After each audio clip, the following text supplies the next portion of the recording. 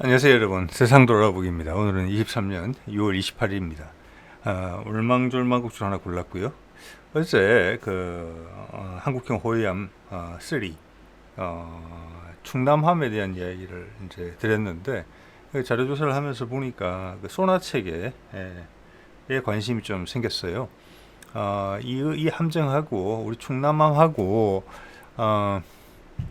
미국이 이제 새로 선택한 컨스텔레이션급이라고 호위함이 있죠. 그거하고 이제 비교를 자연스럽게 해보게 되다가 소나에 이제 한번 눈이 간 거죠. 그러고 보니까 우리가 이게 사실 되게 중요한 건데 우리 잘 몰라요. 그죠? 물속에 잠겨 있어서 더더욱 더 그런 것 같아요. 뭐 이렇게 팬시한 게 별로 없잖아요. 눈에 보이는 것도 없고, 뭐 동영상으로 뭐 멋지게 잡기도 그렇고.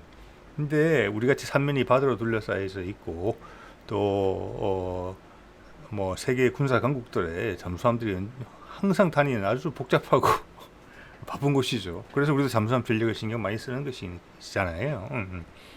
그래서 오늘은 그 소나에 대한 기본 지식, 를 한번 알아본다, 이런 생각하시면 좋을 것 같아요. 이건 정보도 좀 귀하고 기본 원리 정도를 이해한다. 그래서 다음에 이런저런 내용이 나오면 이게 대충 이런 이야기구나, 일반인 수준에서 진짜 흐름을 이해할 정도로만 제가 그 이상 알 수도 없는 노릇이고, 그래서 제가 파악한 내용을 한번 말씀드려 보겠습니다. 자, 이거 보면은 이게 어디서부터 시작할까 이런 생각이 드는데, 여기 보면은 이게 소나에 잡힌 해저에 가라앉은 소련의 러시아의 소해정이에요. 41년에 침몰했다고 돼 있죠. 핀란드 뭐 근처에 침몰한 배인데 이걸 소나로 잡은 거예요. 자, 그러니까 이제 우리는 음파 탐지기 정도는 가끔 보는데, 지금은 이제 소나에서, 이게 소나라는 게 기본적으로 그건 건 아시죠, 여러분? 우리 산에 가서 메아리 소리치면 들려오죠. 그래서 가만히 들어보면 먼데 사는 소리가 더 늦게 오고, 뭐 힘도 떨어져 있지만 또 자세히 들어보면은 그 목소리 구분이 돼요. 내 목소리는 내 목소리로 들어오잖아요. 그걸 바닷속에서 적용하는 거죠. 바닷속에는 빛이 얼마 안 가잖아요. 근데 바닷속에서 소리는 엄청나게 멀리 가거든요. 그래서 바다의 레이더다 이렇게 생각하시면 되고, 원리도 엄청 비슷해요. 그래서 이제 요즘 컴퓨터가 발달돼 있으니까 반사돼 나오는 소리를 가지고 이렇게 이제 2D나 3D로 구현도 되는 것 같아요. 또 뭐 이 정도까지는 아니더라도 언문이라고 그래가지고, 우리가 이제 평화시에도 해군들이 여기저기 다니면서 상대방 즉 가능성이 있는 국가들의 함정의 언문, 우리 지문처럼 배마다 다 특정해 있는 소리가 있거든요. 그걸 이렇게 다 받아 놓죠. 그래서 그걸 바탕으로 해서 데이터베이스랑 비교를 해서 상대방을 찾기도 하고, 그 정도까지는 아마 여러분 대부분 아실 거예요. 자, 그 정도 이제 하고, 기본적으로는 팔을 보내는 거니까 레이더랑 똑같아요. 공기 중에서는 레이더도 굴절돼 있고, 뭐 파에 따라서 멀리 가는 거 있고, 짧게까지 못 가는 게 있고, 짧게 가는 건 또 정밀하고 뭐 이렇잖아요. 이거 마찬가지예요. 똑같고, 또 큰 파를 만들기 위해서는 안테나가 커져야 되는 부분이 있고, 소리도 우리도 여러분 오디오 같은 거 쓰시는 분들은 아시겠지만, 저음을 내기 위해서는 콘이 커야 돼요, 이렇게. 그리고 따로 더 큰 저음을 원하면 우퍼가 따로 있어야 되잖아요. 그것처럼 소나도 마찬가지예요. 또 소나도 저주파, 저음이 훨씬 멀리 가거든요. 그러려면 이제 기구가 커져야 되는 거죠. 그런 것도 있어요.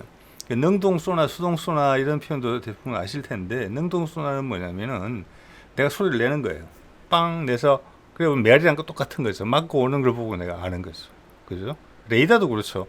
내가 빵 발사를 하고 딱 맞고 오면은 내 레이더가 반사돼 나오는 빛의 신호를 받아서 증폭시켜서 나로 하여금 알게 해주고, 컴퓨터가 도와줘가지고 사람이 해독하기 쉽게 그렇게 해주는 거잖아요. 그래서 이게 이제 왜 기술 발전이 중요하냐 하면은, 잠수함이 갈수록 조용해지는 거예요. 우리 장보고급 잠수함만 하더라도 참 조용하잖아요. 세계적으로 유명한 것 같더라고요. 거기다가 최근 개발된 잠수함을 보면은 표면에다가 쉽게 말하면 고무 재질 같은 거, 소리를 흡수하는 거를 발라놨어요. 씌워놔, 타일을 붙여놨어요. 그래서 상대방이 내 잠수함을 찾기 위해서 능동 쏘나 띵 쏜단 말이에요. 보통 수상함에서 보통 많이 그렇게 하죠. 땡 쏘면은 내가 거의 반사를 안 하는 거예요. 어떻게 보면 스텔스 도료인 셈이죠. 비행기로 따지면.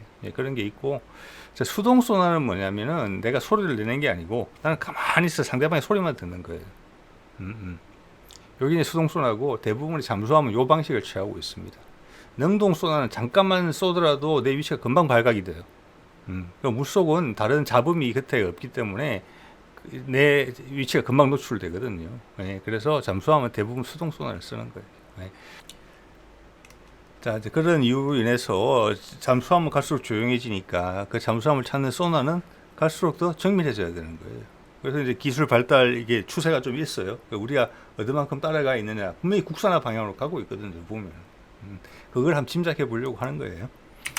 자, 이게 이제 오늘 제가 LIG 넥슨에서 이 소나 쪽은 주로 많이 하고 있는데, 이 그림 있죠. KDX 두 척이 있고 밑에 잠수함들이 있고 어뢰도 발사하고, 여기 보면은 뭐 끌고 가는 것도 있어요. 끌고 가는 것도 있고, 노란색 물고기처럼 검붕어처럼 달린 것도 있고, 쭉 길이 따라 나와 길이 이제 줄이 달려 있는 것도 있고, 그렇죠. 저게 예인 소나 쪽이죠. 배 뒷부분에서 끌고 가는 거예요. 그래서 예인이라고 그러고, 이 정확하게 보이지는 않는데 여기 보면 단 상태 탐지 해가지고 땅바닥에서 반사돼서 잡는 거 있죠. 저거는 함수 밑바닥에 이제 붙어 있는 소나가 있어요. 그래서 두 가지 체계로 되어 있거든요. 그래서 요거를 나중 끝에 이해할 정도 되면은 우리 뭐 일반인으로서 그 이상 알 필요는 없다 이렇게 생각이 듭니다. 오늘의 목표는 이 사진 이해하기가 되겠습니다.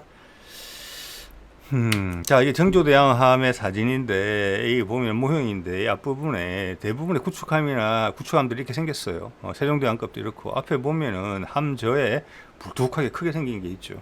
저게 소나예요. 네, 소나고, 이게 상당히 무거운 것 같아요. 보니까. 아까 말씀드렸죠. 저주파를 쏴야만 멀리 간다고.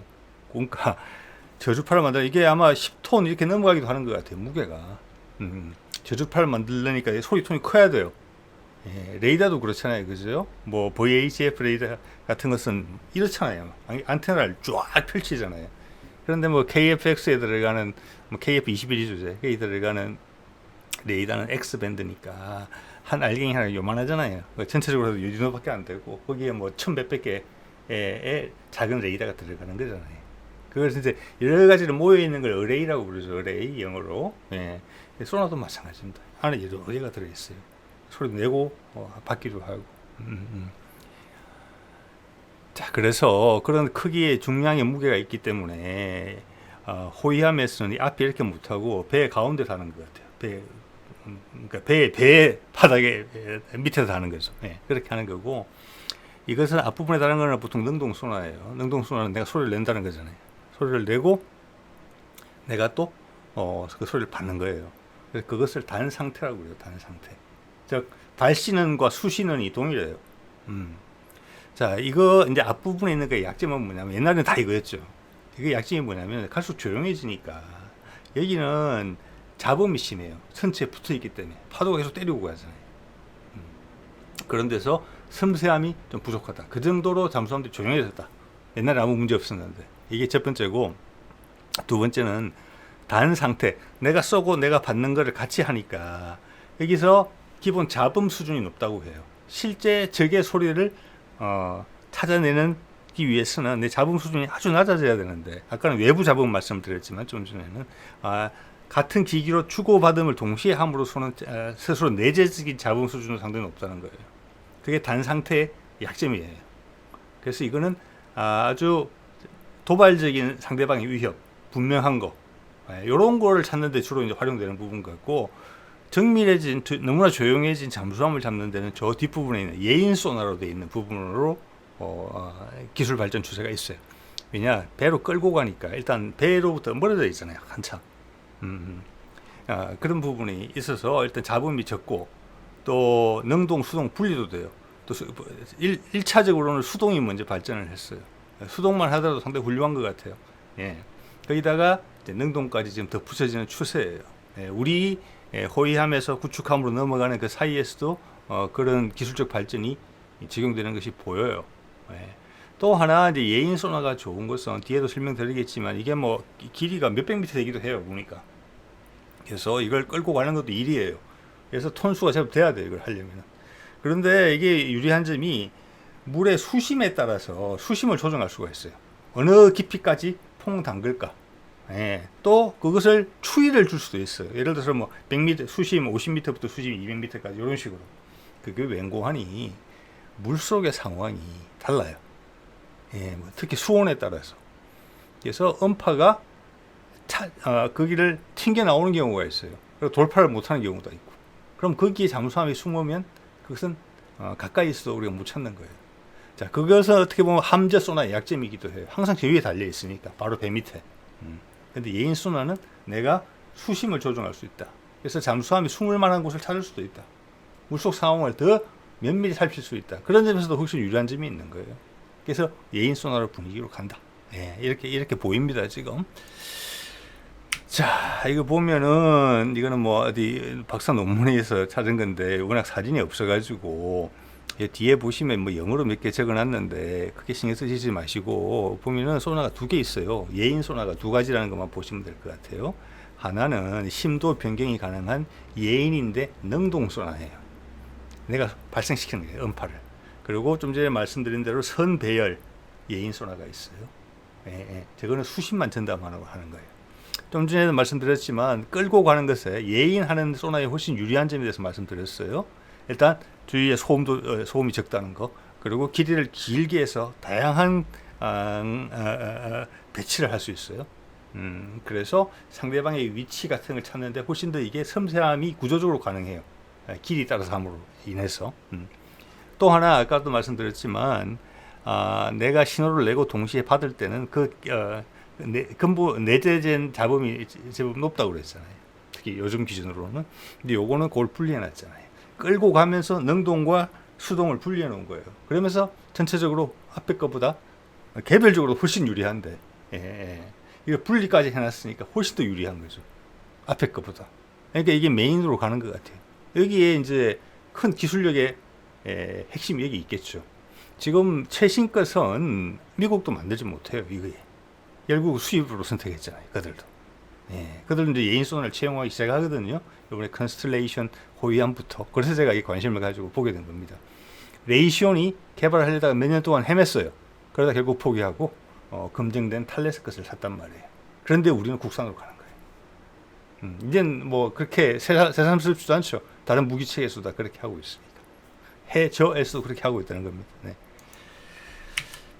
자, 이것이 이제 좀 전에 말씀드린 그 탈레스의 그 물건이에요. 이게 캡타스 뭐 4인데 옛날 2, 3 이렇게 해서 계속 발전되어 온 것 같아요. 6개 국의 해군에서 지금 채용이 되고 있고, 이번에 작년 아마 몇 개월 안 됐어요. 1년 안 됐습니다. 그 컨스텔레이션 것 호위함에 이걸 채용하기로 했어요. 자, 말씀드린 대로 레이시온이 이걸 개발하려고 하다가 결국 잘 안 됐어요. 제가 인터뷰하는 걸 봤는데, 그 안정성이 확보가 안 됐다고 해요. 쉽지 않은 기술이라는 겁니다, 이게. 그리고 이게 크기가 커요. 아까 말씀드렸죠. 이게 좀 더 저주파거든요. 엄청나게 커요. 막 10톤, 15톤 이런 것 같아요, 지금 보니까. 그걸 보기에는 되게 단순해 보이죠. 엄청 큰 겁니다, 지금 이게. 사람 손으로 할 수 있는 게 아니에요. 크레인으로 해야 돼요. 자, 이걸 퐁 담그고 또 예인 소나도 큰 우리 전선 굵은 거, 케이블 감아놓은 것처럼 그렇게 그것도 풀어야 돼요. 근데 예인 소나는 하나의 약점이 뭐냐면은 이게 보정하는 기술도 많이 있는 것 같습니다만은 이거 긴 걸 끌고 다니다 보니까 불편함이 있는 거예요. 수심의 제한도 받고 또 배가 급기동하지도 못하고. 그렇지만은 정밀도는 배 밑바닥에 달린 것보다는 훨씬 낫다. 이렇게 봐지고, 제가 이거 자료를 찾아보니까 최대 탐지 거리가 170km까지 나오더라고요. 170km까지 나오고 3,000톤급 이상의 배에 보통 장착된다. 우리 뭐 충남함 같은 경우는 이미 뭐 배수량을 이거 훨씬 넘었었죠. 그럼 이제 궁금한 거죠. 우리는 호위함에 뭘 장착하나? 이렇게 된 거죠. 제가 관심을 가지게 된 이유가. 그래서 현재로 봐서는 이게 대표 주자가 아닌가 이렇게 봐줘요. 이게 뭐 독일이나 영국, 또 프랑스 이런 데 채택돼서 쓰이는 것 같거든요. 그러다가 미국이 도전했다가 실패했기 때문에 다시 미국까지 여기에 멤버로 들어온 그런 이제 이게 장비란 말이에요. 근데 그걸 우리가 이제 도전하고 있다 이렇게 봐지는 거죠. 자, 이런 잠수함을 다루는 부분에서 우리의 한반도 해역의 중요성은 널널한 유럽과는 천지 차이라고 생각합니다. 그러면 우리가 ADD나 업계에서 이걸 개발한다고 할 때 세계 최고 수준의 소나보다 성능이 부족하면은 나의 목숨이 내가 죽고 사는 것이 거기에 걸려 있는데 그것을 그리고 막강한 잠수함 전력들이 우리 주위에 다 있잖아요. 일본, 중국, 러시아. 뭐 북한의 잠수함 전력은 별건 아니라고 생각합니다만은 예.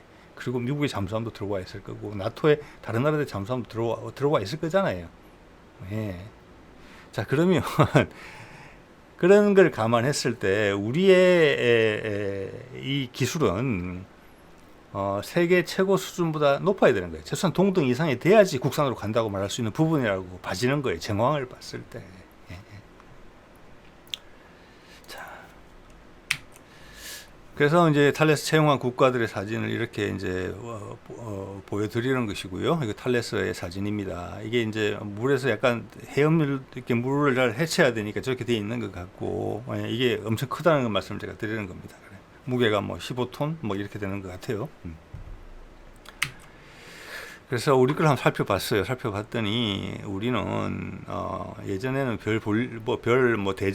대잠 장비라고 할 게 별게 없었는데 인천급에서는 오면서 처음으로 국산 배 바닥에 붙이는 거 있죠. 아까 그 소나가 처음으로 탑재됐어요. 근데 그때 관련 내용을 보니까 그때 뭐 다른 뭐 어뢰 기만 체계부터 여러 가지가 또 공격 체계도 들어가기 시작했는데 그것만도 그 당시 이미 우리가 가지고 있던 수상함이 대잠 능력보다 훨씬 좋다라고 평가를 했더라고요. 지금 기술은 아니죠.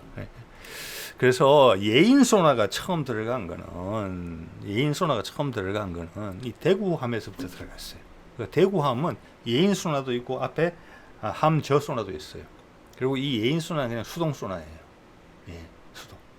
여기 이제 능동 부분은 없어요. 아까 탈레스 제품처럼. 그래서 이건 수동만 있는 거예요. 여기는 이제 일단 진일보한 거죠. 근데 충남함은 뭐냐라고 자료를 보니까 일단 예인 소나라고만 돼 있어요. 뭐 그 이상의 정보를 얻을 수가 없었어요. 그래서 여기에 들어가는 이제 대구급 이거 계속 개선되고 있겠죠. 대구급 호위함에서 들어가는 그 LIG 넥슨에서 만든 게 SQR250K라는 거예요. 그래서 제가 뭐 인터넷에 있는 이런 뭐 데이터베이스를 찾아보니까 최대 탐지 거리가 130km로 돼 있더라고요. 수동이고 아까 탈레스 거는 능동까지 포함해서 170이었잖아요. 그래서 뭐 그렇게 나쁘지는 않으니까 쓰는 거겠다. 이런 생각을 해보게 돼요. 그리고 우리가 이것을 어디에도 쓰느냐 하면 이걸 마음에 들어 했다는 흔적이 보이거든요. 우리가 개발한 스스로 작품에 대해서. 왜냐하면 우리가 이제 안창호급 들어오면서 잠수함 말입니다. 장보고 3 안창호급 들어오면서 잠수함에 소나가 많이 들어가요. 아까 말씀드렸죠. 대부분이 수동 소나라고. 그 소나가 다 국소나 됐거든요. 예인 소나, 그래도 예인 소나도 있어요. 잠수함도 예인도 해요. 몸체도 붙어 있고, 그게 뭐 물속이니까 그거밖에 없잖아요. 눈이. 그게 다 이 수상함에 있는 예인 소나를 바탕으로 개선돼서 만들어진 거거든요. 그러니까 우리나라 예인 소나 기술은 상당하다. 그래갖고 우리 뭐 지금 세계 시장에 수출도 하고 캐나다에도 수출하려고 노력하는 거잖아요. 거기서 뭐 일본제나 뭐 독일제 이런 거랑 경쟁하게 되는데 그들의 소나보다 부족하면 눈이 안 좋으면은 그게 게임이 되겠습니까? 지금 그런 이야기 나오지는 않잖아요. 따지고 보면은 우리는 해외 수출 실적도 없는 소나를 장착한 잠수함인데 거기에 대한 비교 평가는 없는 것 같거든요. 문제가 없다는 이야기예요. 자, 그래서 꽤 괜찮을 거다. 이렇게 간접적인 증거들로 이야기해 볼 수 있을 것 같아요. 예. 그래서 뭐 한 번 더 말씀드리면 그 충남함은 예인 소나라고만 돼 있기 때문에 그냥 예인 소나인지 아니면은 우리 구축함급에서 이제 장착하기 시작한 아까 탈레스의 제품처럼 능동 소나하고 패키지로 들어가는 건지 심도 변화가 가능한 능동 소나를 예인 소나가 이제 2개가 되는 거죠. 능수동으로 그렇게 가능까지는 알 수가 없다. 라는 말씀 드리고요. 자, 이거 보면은 이거는 ADD에서 가져온 건데 정조대왕급 있죠. 세종대왕 배치 2잖아요. 거기에 소나 시스템이 국산화 됐더라고요.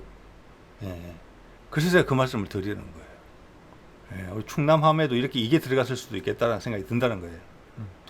정조급, 정조대왕급을 맞이해서 우리가 지금 딱 한 게 딱 보시면 뒤에 예인 소나, 빨간 동그라미에 예인 소나가 2가지로 되어 있잖아요. 그죠? 선배열 수동 소나가 있고, 심도 변경이 가능한 능동수나 아까 탈레스 제품하고 똑같은 게 들어있어요. 여기 똑같은 게 아니라 유사한 형태가. 예? 그래가지고 이것을 이지스 전투체계 통합까지 했다는 거예요. 그래서 이것을 국산화가 된 거예요. 예, 그 말씀을 드리고 싶은 거예요. 예. 단지 이제 함급으로 봤을 때 과연 지금 한 4,000톤, 4,500톤급 정도로 보이는 충남함 이렇게 갔을까? 예, 저는 비용 부담은 별로 없다고 봐요. 국산이기 때문에. 예. 그래서 이거는 좀 두고 봐야 될 일이다. 예. 하나 더 얹어서 좀 더 심도, 왜냐하면 대구급보다 한 단계 급이 높은 거잖아요. 그 배도 더 커졌고 여력은 있어요. 예. 그리고 아까 이제 탈레스 것도 보면은 3,000톤급 이상 정도니까 우리 뭐 대구급부터 다 가능한 거예요. 그래서 그걸 좀 지켜봐야 되겠다. 그리고 이 사진을 통해서 우리가 알 수 있는 것은 다 됐다. 다 개발해냈다. 그죠? 우리의 대표 함정 최신형 함정인데 탈레스급하고 비교해서 우리가 부족하지는 않을 거 아니겠느냐 이런 생각이 당연히 들죠. 예. 자, 이런 부분이 있고요. 자, 여기서 보면 아까 이제 제목에서 동해가 잠수함들 천국이다. 서해는 잠수함의 지옥인가? 뭐 그런 생각 그렇게 말할 수 있는데 제가 왜 그런 이야기를 꺼냈고 어디선가 그런 말씀 들어보신 적 있으실 거예요, 그죠? 그래서 저도 이거 자료 조사를 하면서 어느 정도 느낌이 왔기 때문에 그 점을 정리해서 말씀드려 보려고 해요. 이거 보면은 왼쪽은 수심이에요. 물이 깊어지는 거죠. 오른쪽은 이게 X축은 뭐냐면은 수온이에요, 수온. 예, 그러니까 수온이 내려갈수록 수온이 내려갈수록이 아니라기보다는 수심이 내려갈수록 수온이 떨어진다는 걸 알 수가 있어요. 그래서 그게 본격화되는 시점이 어느 정도냐면은 약 수심 50m 정도부터라고 해요. 그 다음에 청이 생긴다는 거죠. 왜 그 정도냐? 그 위에는 바람도 불고 파도도 치고 막 그러잖아요. 그러면 이게 섞이는 거예요, 아래 위로. 그래서 그 온도가 거의 일정한데 50m 정도 이하로 내려가기 시작하면 청이 생기는 거예요. 여기다가 또 계절적인 변화가 또 있을 수 있죠. 계절적인 변화가 있을 수 있고 또 뭐 민물이 또 많은 곳. 민물은 밀도가 떨어져요, 바닷물보다. 그래서 민물에서는 음파가 전진을 천천히 해요. 밀도가 높은 데서 빨리 해요. 즉 이게 단단한 거예요. 온도가 내려가면 밀도가 높아지잖아요. 그럼 거기는 딱딱한 벽처럼 되는 거예요. 그래서 음파가 따뜻한 물에서 발사되는 음파, 아까처럼 선저에 있는 거기서 발사를 했어요. 근데 한 100m 내려갔더니 되게 차가운 청이 있어요. 딱 고정된 청이. 그러면 음파가 갔다가 탁 튀는 거예요. 그러면 그 차가운 물 속에 있는 잠수함은 보지 못하는 거예요. 아니면 오류로 된 데이터가 접수가 되든지. 그래서 심도 변경이 가능한 예인 소나가 났다는 거예요. 왜냐하면은 우리 해역에 지금 바닷속은 우리는 모르지만 우리 주변 국가들의 잠수함들 뭐 미국 포함하고 전 세계가 다 알고 있겠죠. 어디 숨을 만한 것인가? 어디 숨으면 안 들키겠는가? 우리 입장에서 보면 우리 디젤 잠수함들 입장에서 보면 어디 매복하는 게 제일 안 들키겠는가? 이거 목숨 걸고 연구하지 않겠습니까? 자기 생존과 직결된 부분인데. 예. 자, 그것을 돌파하는 게 예인 소나가 된다. 그러면 이제 또 하나 느낌이 오실 거예요. 서해, 동해 이야기가. 서해는 여기 보시면은 평균 수심이 46m밖에 안 돼요. 예. 이렇게 잠수함이 숨을 곳이 없어요. 그냥 소나 켜면 다 잡히는 거예요. 그냥 고급 소나도 필요 없어요. 예. 싸구려 소나 가지고 다들. 이것은 거의 제가 봐서는 거의 뭐 무인정에 소나만 장치한 요 정도만 하더라도 잡을 수 있다. 예. 뭐 실제 그런지는 모르겠습니다. 그런 분위기예요. 그런 면에서는 뭐라고 할까? 중국 해군은 바다를 좀 잘못 만난 거예요. 예. 그들의 주력 함대가 있는 예를 들어서 발해만 주변이나 산둥반도 같은 데서는 수심이 다 이렇잖아요. 쉽게 포착된다는 거예요. 우리 동해 같았으면 전혀 다른 이야기였어요. 예. 동해는 게다가 난류와 한류가 막 섞이기도 해요. 그럼 실제 상황은 훨씬 복잡할 거예요. 그때 잠수함이나 수상함이 파악을 해서 숨거나 찾으려고 해야 될 거예요. 이게 숨바꼭질이 되는 거예요. 동해는. 자, 남해는 평균 수심이 110. 이도 뭐 크게 안전하다고 볼 수는 없겠죠. 예. 이런 데는 차라리 남해 같은 경우는 섬 뒤에 숨는 게 차라리 나을 거라고 생각합니다. 섬을 따라서 숨는 게. 예, 예. 동해는 1530m니까 평균 좀 깊이 나가면 훨씬 더 깊겠죠. 여기가 동해가 그래서 천국이라는 거예요. 예. 난류와 한류가 섞이고 거기다가 울릉도나 독도처럼 그런 게 있어서 해저 지형이 울퉁불퉁한 데가 많아요. 왜냐하면 잠수함이 500m 이상은 못 내려가잖아요. 지금 최대치가. 예. 그러니까 고준도 수심에서 해저에 숨을 수 있는 지형들이 있으면 좋은 거죠. 예. 자, 그래서 그런 말에 동의가 됐습니다. 서해는 참 잠수함이 슬프겠다. 가면 가슴이 떨리겠다. 빨리 통해로 나가고 싶겠다. 예, 뭐 이런 생각이 드는 거죠. 예. 자, 그래서 이거는 이제 KDDX의 소나 체계고 이걸 개발 중이다 이렇게 돼 있어요. 근데 이거 보면 이제 하드웨어는 개발이 끝났잖아요. 우리 정조대왕함에 싫겠죠. 예, 그게 지금 이제 진수를 작년인가 금년인가 했죠. 최근에. 그래 되면은 한 1년쯤 있으면은 이제 배치가 될 건데 인도가 되면서 그때 장비가 다 있어야 되니까 이건 됐다고 봐야 돼요.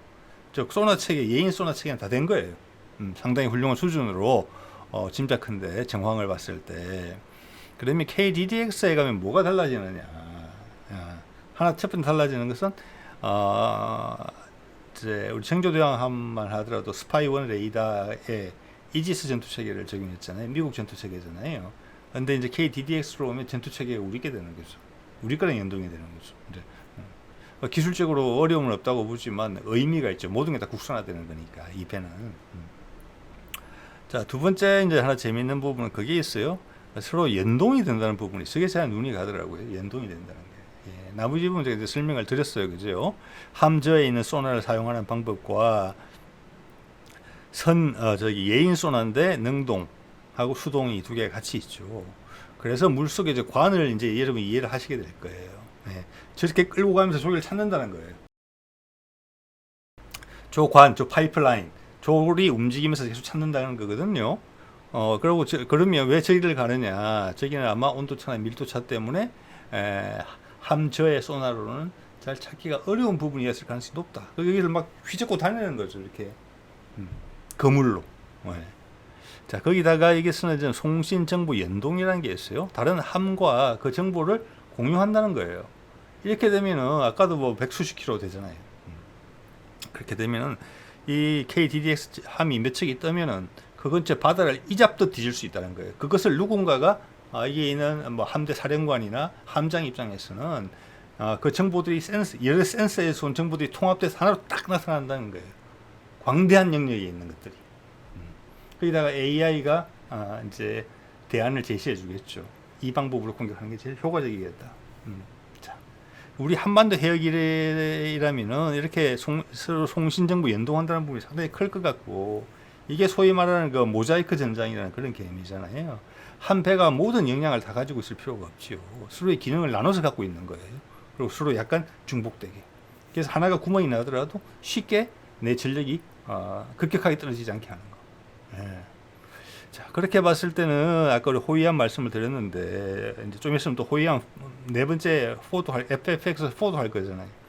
그래서 이 예인 소나만 그냥 할 것인지 아니면은 능동 소나까지 같이 예인으로 할 것인지 이런 부분 잘 모르겠다는 생각이 드는 거예요.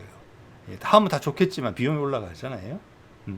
그래서 그런 기능을 나누어 가진 데다가 송신 서로 네트워크 전장으로 엮으면 한 배가 다 가지고 있을 필요가 없으니까. 그래서 그 배에 어떤 임무를 주느냐, 이런 거하고 크게 상관이 있다. 비용이라는 부분, 효율성이라는 부분. 그리고 아까 서해나 남해 같은 경우는 무인정에다가 소나만 달아도 충분하다. 그리고 네트워크로 묶어서 한눈에 볼 수 있으면 된다. 사각지역이 없게. 섬 뒤에 숨더라도 무인정 다니면 된다. 내 목숨 걸고 내 호위함이나 구축함 보낼 게 아니라. 거기다가 또 하늘에 전력이 또 있잖아요. 초계기나 또 초계 헬기들이 있으니까. 예, 대잠 헬기들이 있으니까. 그러면은 완벽한 바닷속 상황을 알 수가 있을 것 같다. 예, 그것을 모든 배가 똑같이 다 그럴 필요가 있겠느냐.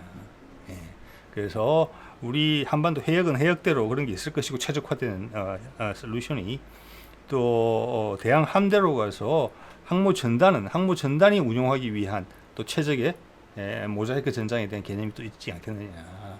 그 구성이 어떻게 되느냐에 따라서 각 함에 배치되는 장비의 수준이 다를 것 같다. 예, 이런 생각이 드는 거죠. 예. 자, 오늘 이 정도로 하겠습니다. 네.